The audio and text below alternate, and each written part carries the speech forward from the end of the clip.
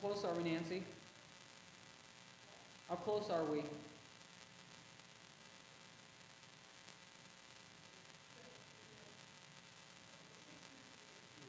Okay, well, I figured you were going to give me a countdown.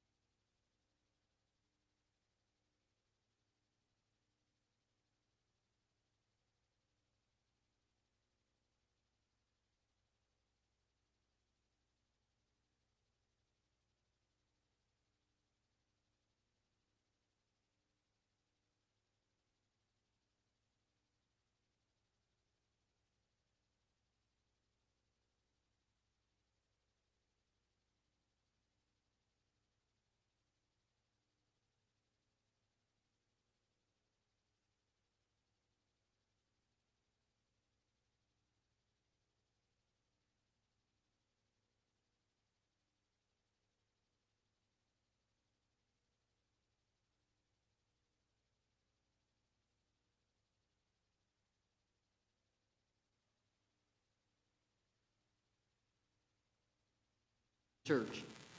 I'm Carrie Beckenhauer. I'm a member of the Earth Stewards here. I'd like to welcome you, everybody who's here with us, and also everybody who's online.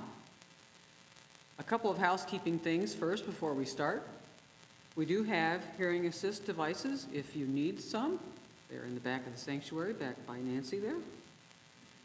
We also have emergency exits on every wall, not that we anticipate needing them, but in case we do, please locate the one that's closest to you. Also, restrooms are out the double doors down the hallway. You'll see the water fountain. You'll know you're at the right spot when you get there. This is our third presentation for our winter lecture series. And tonight we have a speaker from the Nebraska Water Center with us, Ann Briggs. She is the Public Relations and Engagement Coordinator for the Nebraska Water Center. And she supervises the preparation of all Nebraska Water Center communications, represents the Nebraska Water Center through multimedia events and partnerships. Ann received her Bachelor of Science in Fisheries and Wildlife from UNL. Did some field research, including being in a safari training camp in Botswana while researching elephants and hyenas. And she also has received her master's degree in human dimensions of natural resources from UNL and served as a graduate research assistant while she was going to school. Ann grew up on a farm in central Nebraska, now lives in Lincoln. Likes to travel, likes to bake. We'd love to have her here. And enjoys spending time with her husband and her dog. So tonight, Ann's going to talk about all things water, and she has brought us several lovely handouts. Be sure that you pick up some of these that are in the back of the sanctuary.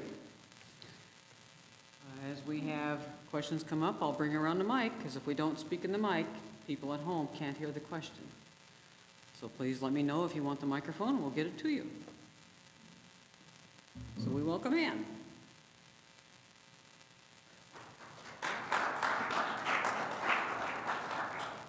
Thank you guys for having me today. I'm happy to be here to talk about all things Nebraska water and to be a part of your winter lecture series for the Earth Stewards group here. So I'll just get started with what is the Water Center, because the university has lots of different components, lots of different departments. So the Water Center is based in the University of Nebraska here in Lincoln, but we are one of 54 water centers throughout the country. So every state and territory has a water center that was formed by the federal government in 1964.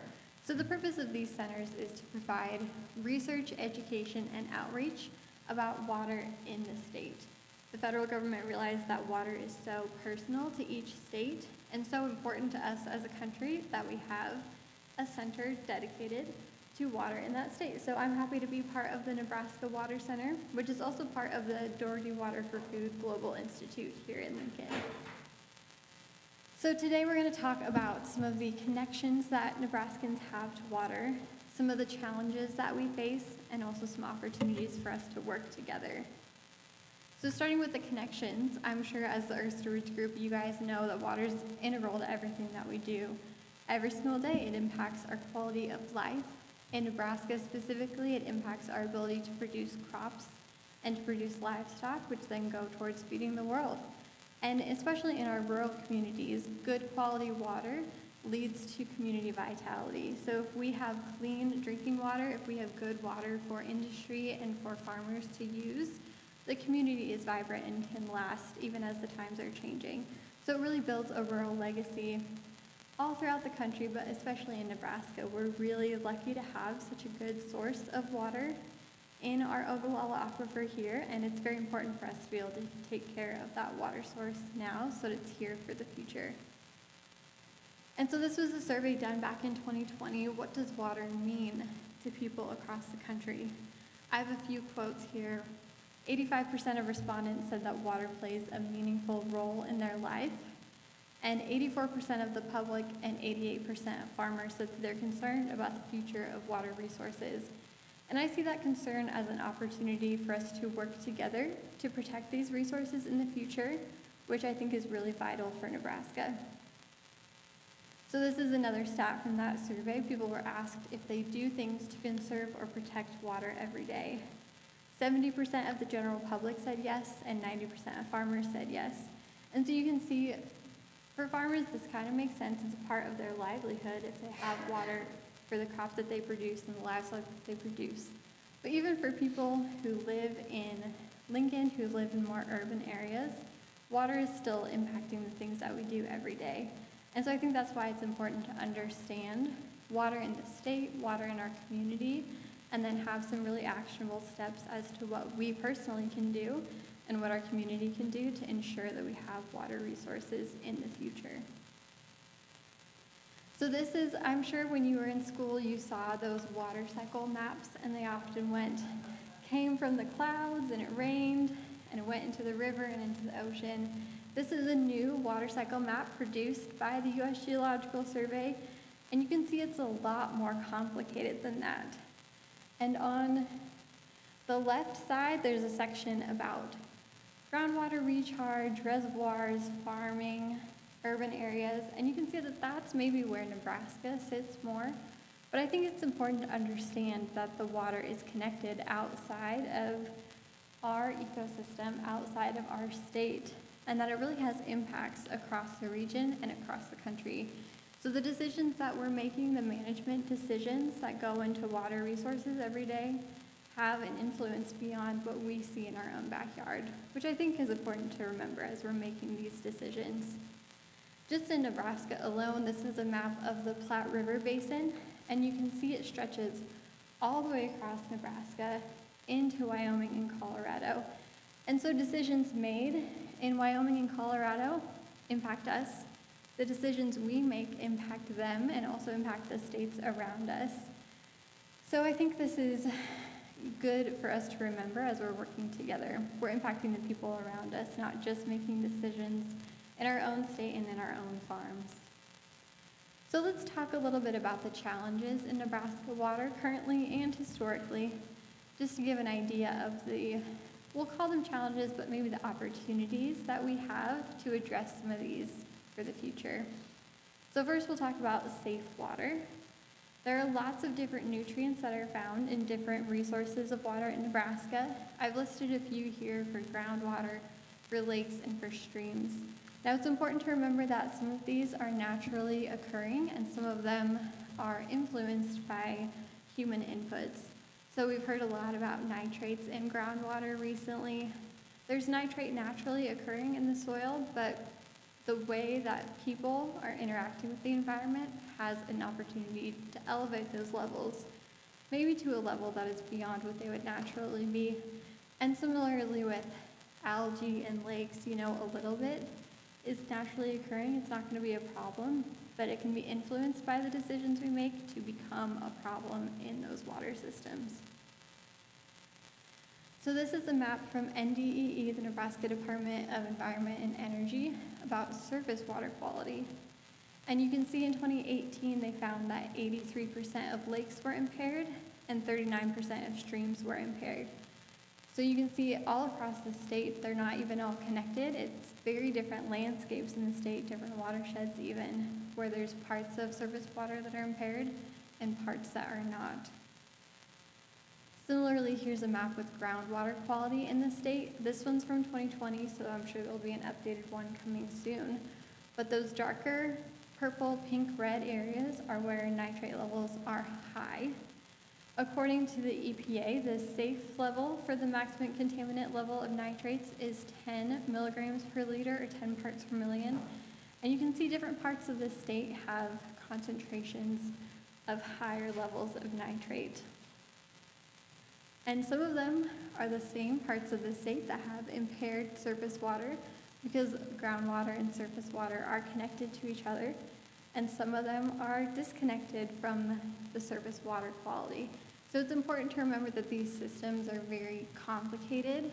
There's a lot of different factors that go into them, but knowing where different levels are at can help us make management decisions that are relevant to that part of the state. So I'll talk about nitrate just a little bit. It's been in the news more and more in the past year, so this might not be new information for you.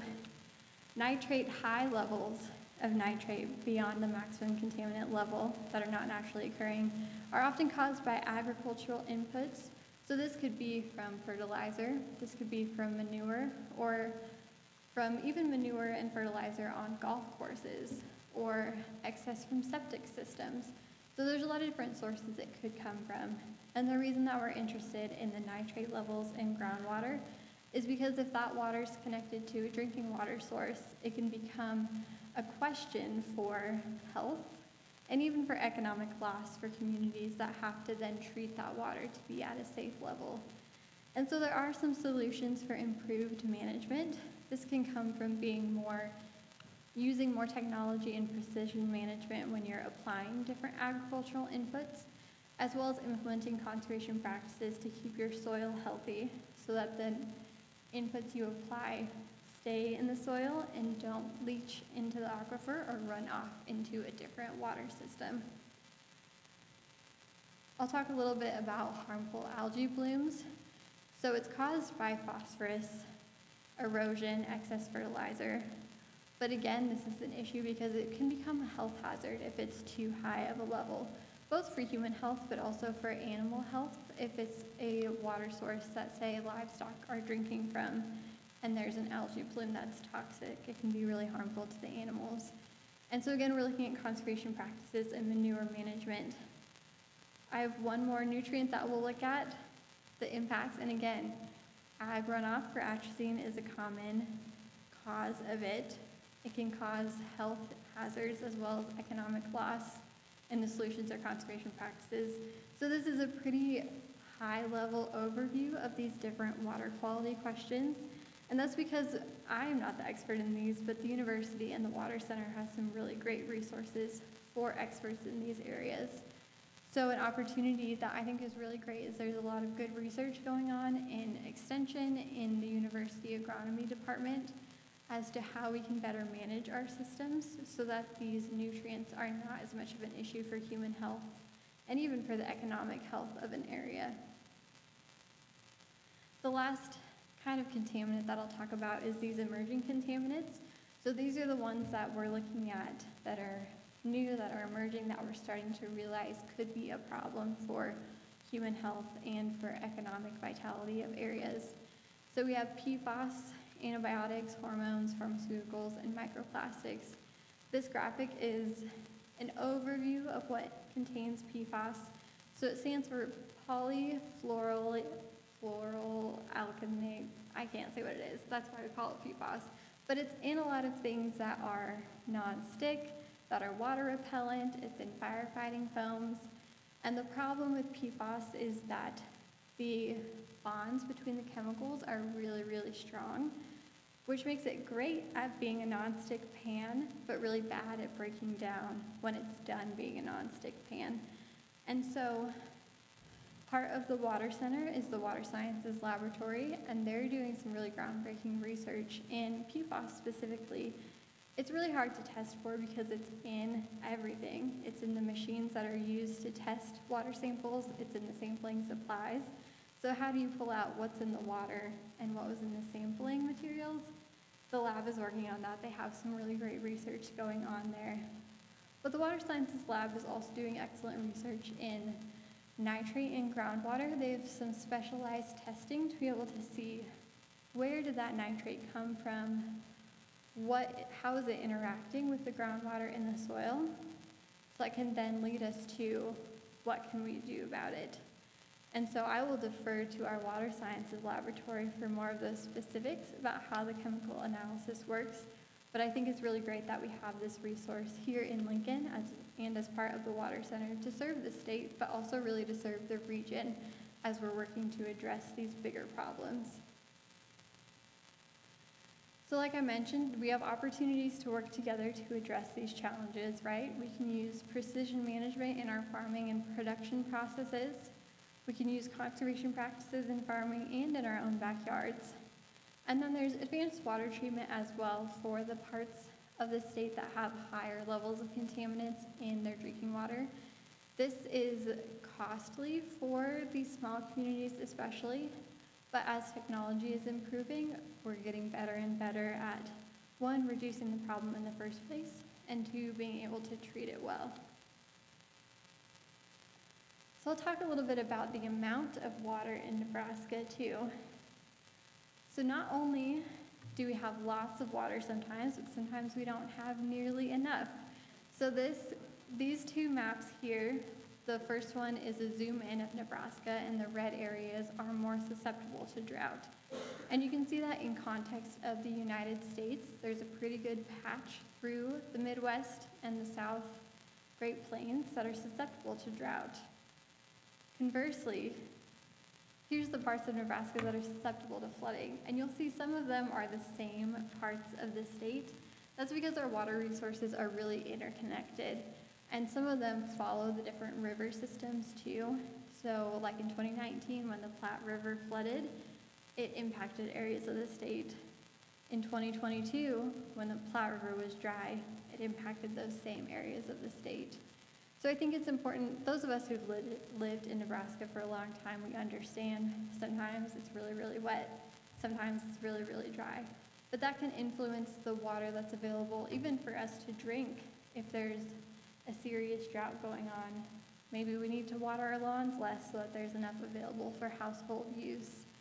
And so those two graphs on the, I think it's on your right side, so show two different river measurement stations. The Lashara one is between Lincoln and Omaha, and you'll see it goes flood, drought, and similarly the station in Grand Island also goes up and down.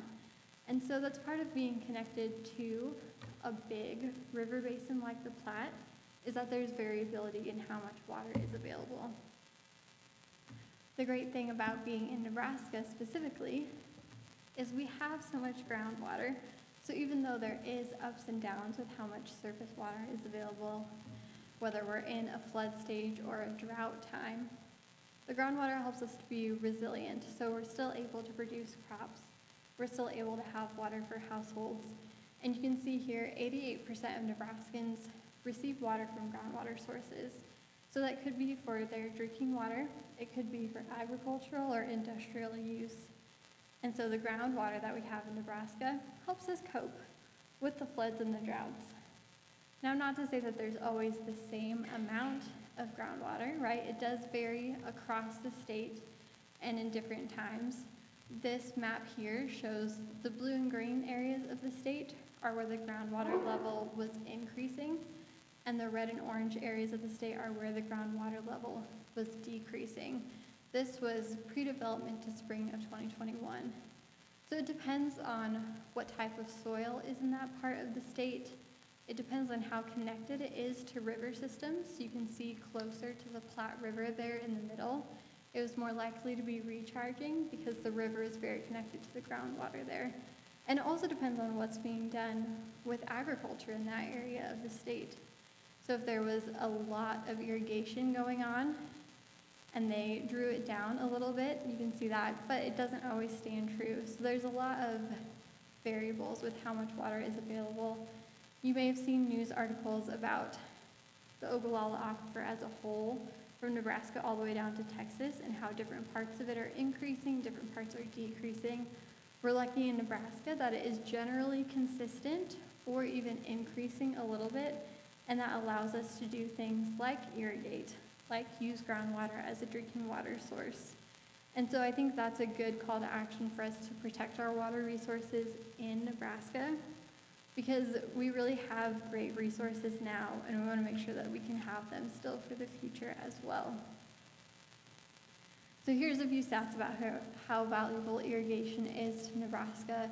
For both the crop value, $15 million a year statewide. That's pretty incredible. But also the property values. So property, farm land that is on top of aquifer that is connected to groundwater irrigation is very, very valuable, because you're likely to get a good crop out of it, or at least you'll have the resources available to do the best you can within the climate that year. So if we're looking at both floods and droughts, the predictions are that in the future we'll have more extreme events. So both more extreme droughts and more extreme floods. And it's great that we have the aquifer to help kind of mitigate those differences, but something that we can look to do is to be more efficient with the water that we do use, so that it can be used, it can then be used to recharge the aquifer and used again in the future. And we can focus on both soil health and wetlands and some precision agriculture to make sure that our water use is efficient now and into the future. So I'm going to share a few ways that Nebraskans work together to preserve our water resources. And then I was also asked to share a few things that you can do in your own apartment, your own home, your own backyard to be really efficient with the water resources that we do have. So this is a map of the natural resource districts in Nebraska. Nebraska is the only state with natural resource districts, and they're a local governance structure that are based around the watersheds, which is why they're shaped as they are. They don't follow county lines, they follow watershed lines. And they provide local governance for that part of the state on natural resources like water. So they can address the issues in that part of the state without having to make one big rule or guideline for the whole state.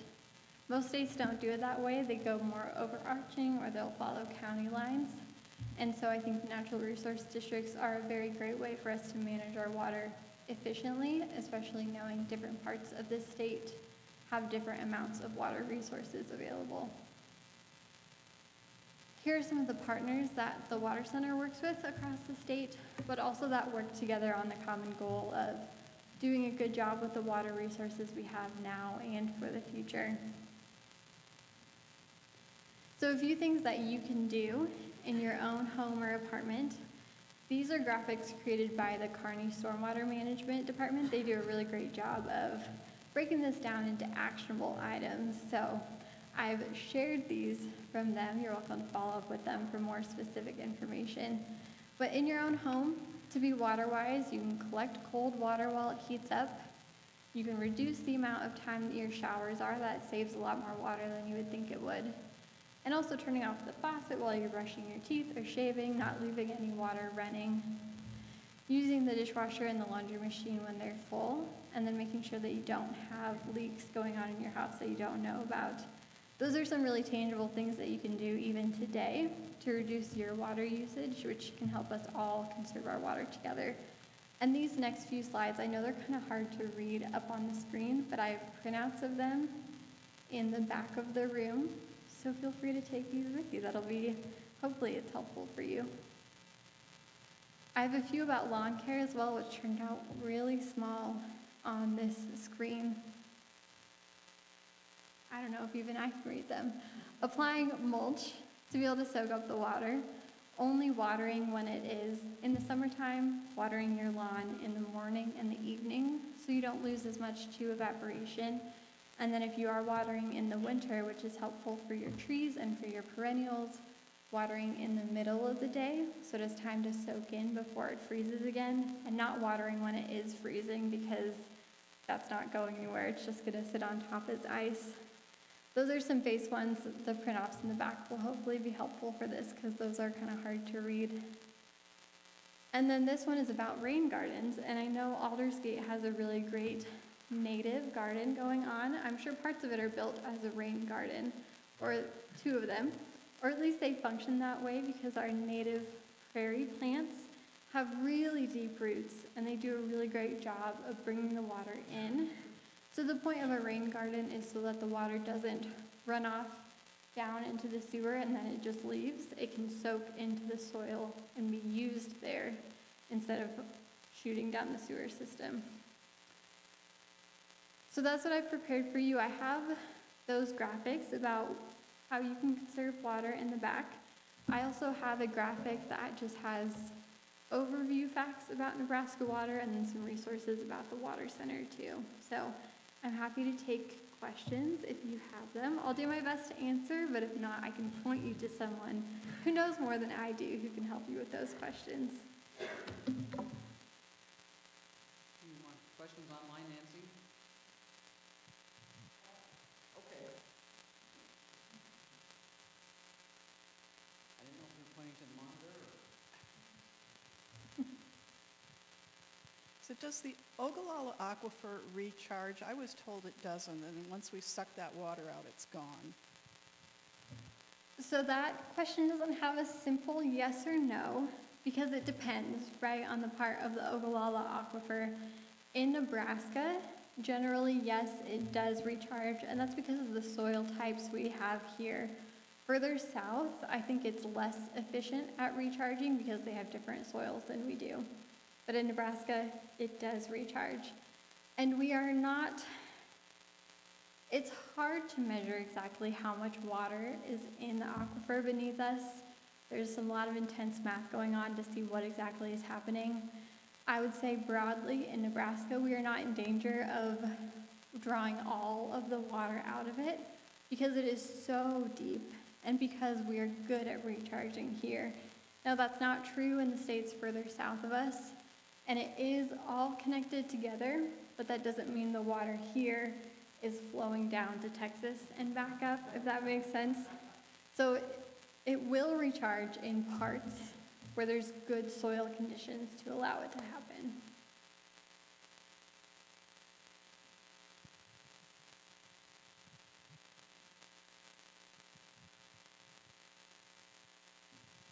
Thank you for being with us this evening. Mm-hmm. I'm going to give you three different waters, I'll say glasses of water. If we get a glass of water here in our sink, that's one location. Mm-hmm. If I go out to my little acreage a couple miles east and belong to the rural water district out there, that's another location for water. There's the third one. Well, we'll just pick those two for right now. Where does that water come from, I mean originally, and what challenges are different about where that water comes from? Particularly interested in Platte, of course, but go ahead and talk with us about where our water in Lincoln comes from. Does it come from Ashland? In a way. In a way, yes. So the current water in the city of Lincoln comes from well fields outside of Ashland, which are connected to the Platte River. So Lincoln is one of the few areas in the state that is mostly fed by surface water because it's based on well fields that are connected to the river. Now, if you're in a rural water system east of here, my guess is that it's groundwater based, but without having the specifics locations. I'm not sure exactly where it comes from. Go ahead. It's a different aquifer. Yes, it is a Yes, different aquifer east of here. We are not over the Ogallala aquifer and unfortunately. And then likewise, water coming to Lincoln ultimately comes from the loop system and the system up in that direction as opposed to Platte all the time too. Because the loop feeds into the Platte, they all connect. And so the different challenges where water comes from so I'll start with, if you're on a city water system or a rural water system like that and not a personal aquifer, not a personal aquifer, a personal well, say if you lived on a farm and had a well just to your house. If you're on city water, it is regulated by the EPA. There's levels of different contaminants that are tested to make sure that this water is safe for drinking and other household uses. And so in Lincoln, the water comes from the Platte system and is fed by the loop system, but it is tested to make sure that the nitrate levels are at a good spot, that the chlorine levels, anything like atrazine or things like that. So it is tested, treated, regulated, and what comes out of these faucets is a really good quality to drink because it has been through these checks. It's similar with a rural water system. If you are part of a small town that has a water system, it is federally regulated what can and can't be in that water, the different levels of nutrients in it. And so what comes out of your faucet, unless you have lead pipes or some other issue influencing it, is safe to drink. It has been tested and treated, and it's good to drink. The challenge comes if I grew up on a farm. We had a well that went to our house for the water. No one is regulating that. No one is making you test that. My parents were proactive about it, and we had a reverse osmosis system in our house to get the nitrate levels to a good drinking level. But that's where the challenge is in the water quality for drinking water in the state. If you're connected to a city, you don't even have to think about it. If you're on your own well system, you might think about testing your water and seeing what you're working with, and you can go from there. Does that answer your question?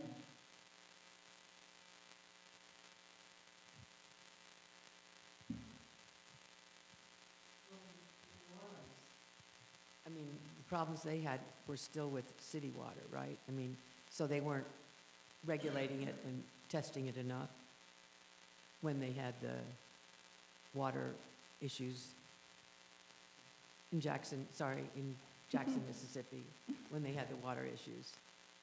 Then the city was not doing their job. Is that right? I mean, I'm not super familiar with that specific. So I guess it is on the city to actually treat the water to the level that it needs to be, but it is federally regulated. So if the city's not doing it, the EPA gets involved to make them provide safe water. Now it can take time, and water treatment can be very expensive depending on the different nutrients and issues that you're dealing with in the water. Hopefully that helps. I'm not familiar with the Jackson case specifically. okay. And then, so does our Platte River water come from the aquifer or not? It's all surface water. Oh, We'll call it surface water. The Platte River is connected to the aquifer in different parts of the state, and in some parts it's not because of how the geology of the state is. So we can call it surface water, but the two interact with each other quite a lot. Not as much in the eastern part of the state because we don't have the same huge aquifer under us, but they do interact with each other to make things more confusing for you. Other questions for Ann? Do you have anything to do with the cleanup up at Meade from the processing plant up there? So our water sciences lab is the one running all of the samples and helping to provide the research to see what's actually going on in the water there. And then we're involved with the researchers who are doing the work. So the Water Center is supporting the project. And I would say that UNMC also is one of our great partners in that project, especially as it comes to the potential health of the community depending on what is in that water.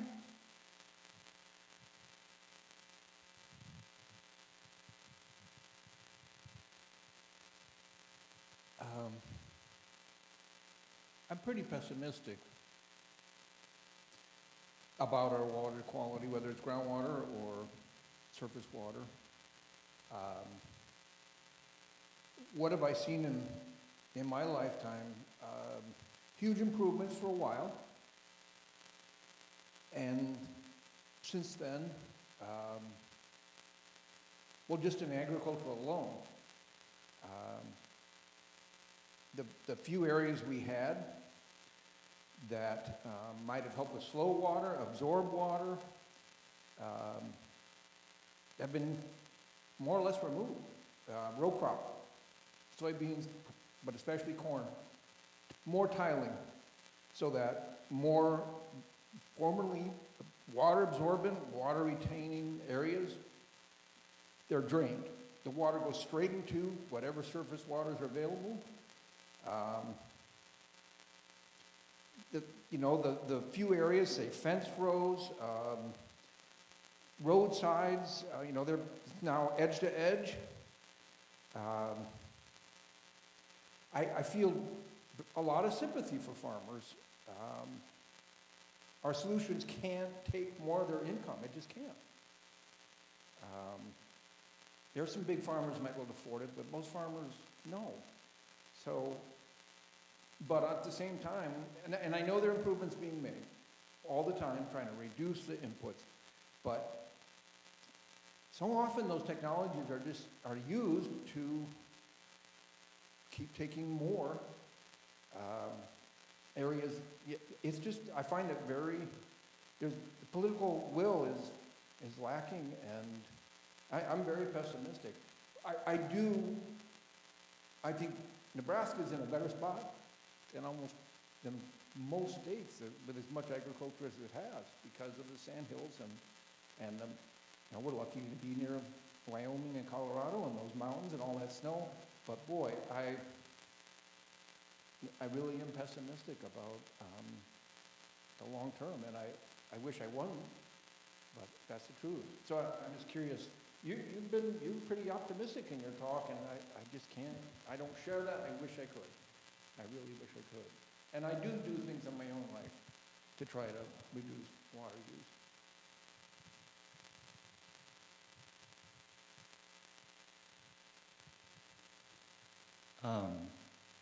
I'm going to help water conservation. I'm going to quit showering during the week if that'll help. So. Yeah. I'm kind of a resident farmer here, I guess, but there's a lot of things that are changing in ag right now. And I was at a meeting a couple of weeks ago, and I thought maybe about this number of people would show up for it. There's about 400 people in that room, and they were producers from all over the state. And the main subject was cover crops.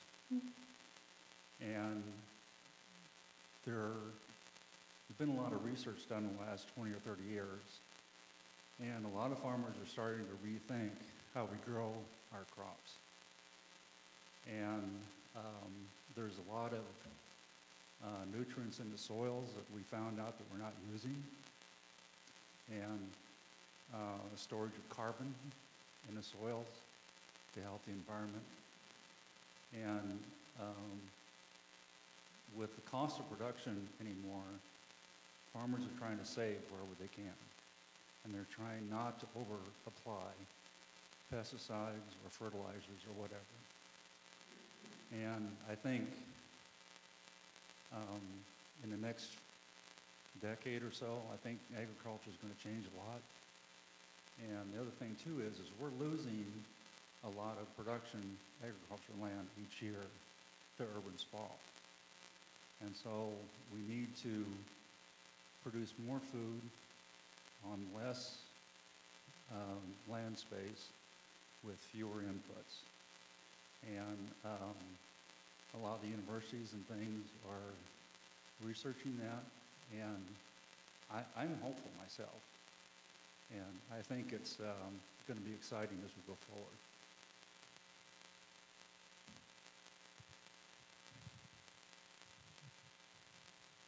Other questions for Ann?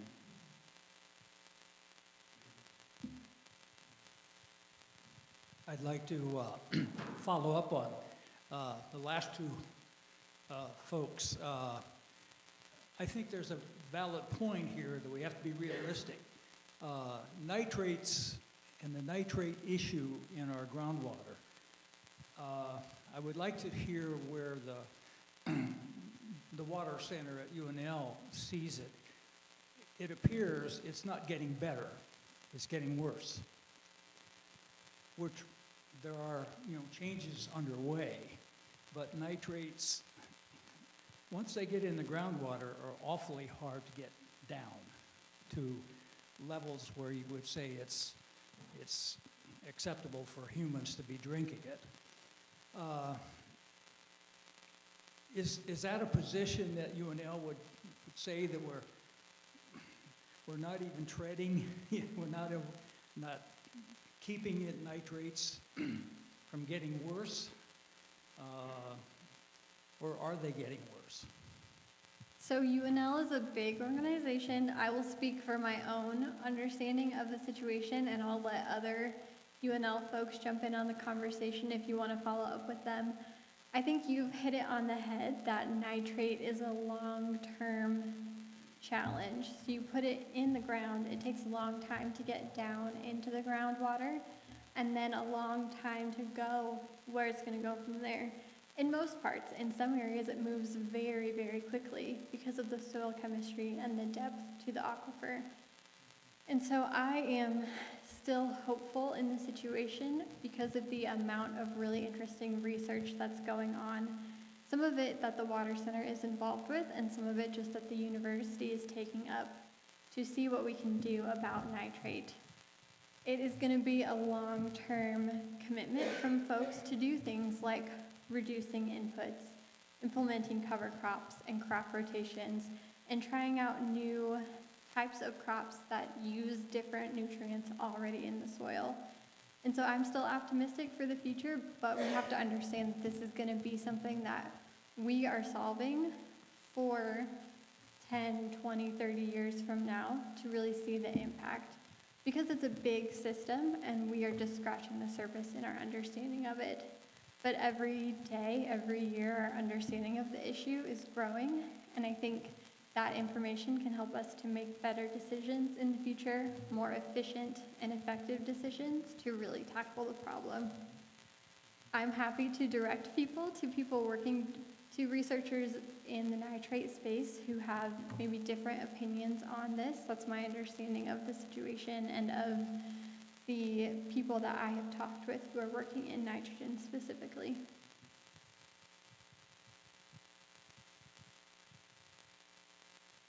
Back to Larry.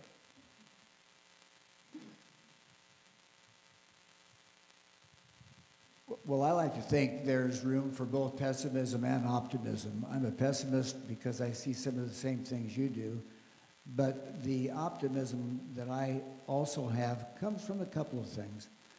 When I was growing up, we had a cultivator, we had a Go Devil, we went out, we turned the soil 3 times on every crop, maybe did some plowing, going down deep, bring it up so that the moistures could all evaporate. We've had that change in farming practice. We've got some wonderful seeds now that are drought resistant, don't use as much water, and yet the yields are very good. We have ground cover. You mentioned that, I think, Bruce, didn't you? Or someone mentioned ground cover. That's growing very fast. I mean, you can just, I was at a meeting that the NRD put on and out here at Waverly, and they're all of a sudden they're really looking at that. When the application of fertilizer, fall application or spring application, it's a matter of how much it costs, but you save a lot of fertilizer usage if you put it on in the spring. But they're busy then. Well, that's just one of those things they have to put in if they're going to do that kind of saving. The NRD and others promote other conservation practices too, and sometimes unsuccessfully. We used to have a lot of grassed waterways. Well, grassed waterways are very hard to do or maintain when you use 12, 6, 8, 18 row equipment. You can't do all the turning you got to do to maintain a waterway. There's just a lot of things that are working against us, but then there's some good things working for us. And maybe one of the ones that is most interesting to me is you had it up there very briefly as something going on, that's precision management. Mm-hmm. I recently went on, well, I guess last fall, when one of my cousins was combining, picking corn, you used to call it, combining, and he could tell as he went through and the corn was coming into the bin over his shoulder, that needs more fertilizer, turn around a little further, that needs less fertilizer. In other words, they could do some tremendous decision-making right then as to where they were going to be putting the fertilizer and be it most efficient and the least damaging for nitrate and nitrates. And I will say this, we've just finished out at the NRD a review of the nitrate situation in our district, and be happy to share that with you. We only have one location where it's a serious problem, and that's getting better. So there's room for optimism. The problem I see is we're doing a lot of the right things here, but across the country, they're not doing it, and they're still putting a lot of people down in Arizona and everywhere else. That's something we can't do much about.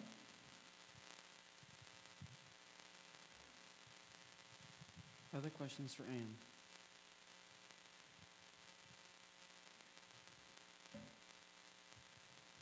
I probably shouldn't say too much because we have an NRD expert here in the crowd. So, but just to give you a little bit of history, back in the early 70s, Senator Morris Kramer at the state legislature was a big proponent of trying to organize groundwater in Nebraska.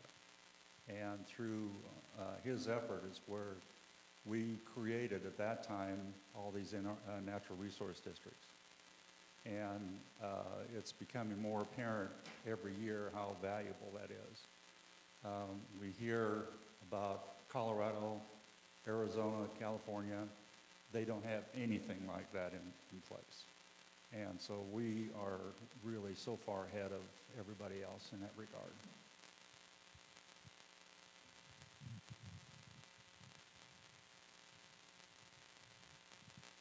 Other questions for Ann? Do we have any questions online, Nancy? No questions from online. Well, I'm going to put Dave on the spot here a little bit. We have a person with us tonight who lived in Kansas for a while during his professional career.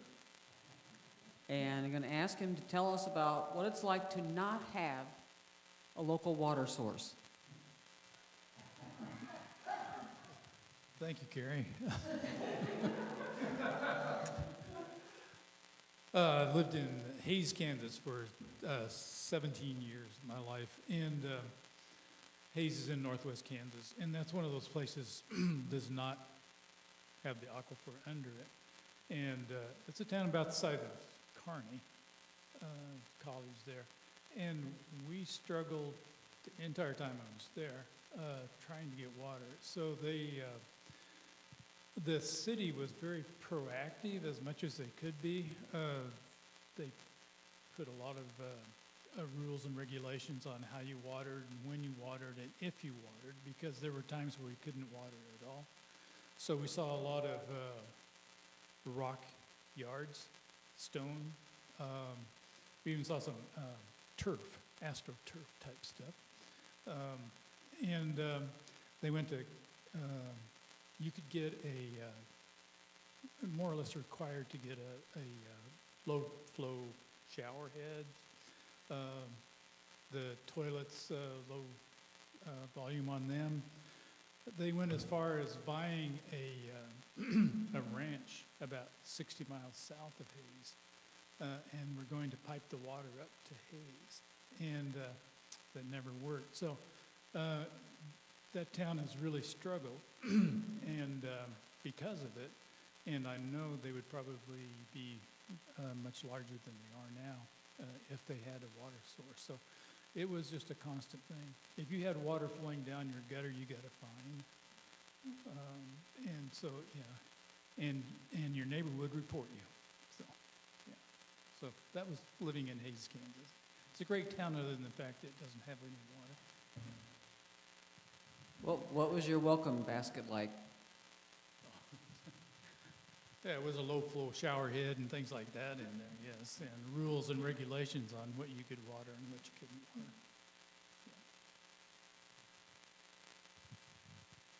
No questions online, Nancy? Any other comments or questions for Ann? I'd be interested how many of you might be landowners, ag landowners. Some of you are, yeah. This gets to be an issue because chances are, for many landowners, the farmers of those parcels are farming thousands of acres, and it's probably on a one-year, probably cash lease, and they're in and out. It's pretty hard to negotiate in that situation, but I think a lot of it comes down to what the landowners need to be thinking about.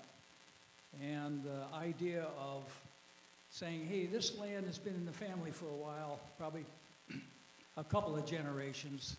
We want it to stay in a right way. We want to be stewards. It may turn off a lot of those tenants that would be there to rent it on a dime. But it's going to take probably a real emphasis on the part of a landowner working with a tenant to say, let's be in this for five years, and let's go this regenerative ag direction and give it a shot. It's not in and out. Cover crops 1 year won't do much. But a 5-year stewardship conservation program will show some real difference. But it's going to take a landowner. In fact, most of our major ag counties in the east, 40 to 50% of the land is owned by somebody other than the farmer. And so it comes down to everybody at working on it together.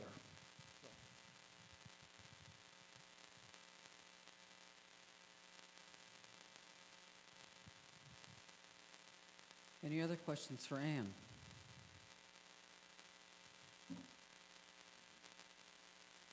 If not, we're going to thank Ann for coming to help us tonight. And I'm going to talk a little bit here about next month. We will have our very own NRD expert here. Larry's going to have a speaker from the Lower Platte South NRD office talk about flooding in Lincoln. So we're going to be talking about water again. We're going to be talking about the real risk that exists in Lincoln for flooding. That's going to be in about a month. The article will be in the newspaper. It'll also be on our website and our social media accounts and so forth. We're hoping you can join us then, and we certainly want to thank Ann for coming out tonight, taking time from her busy schedule. And with that, we'll bid you a good evening. Thanks for coming.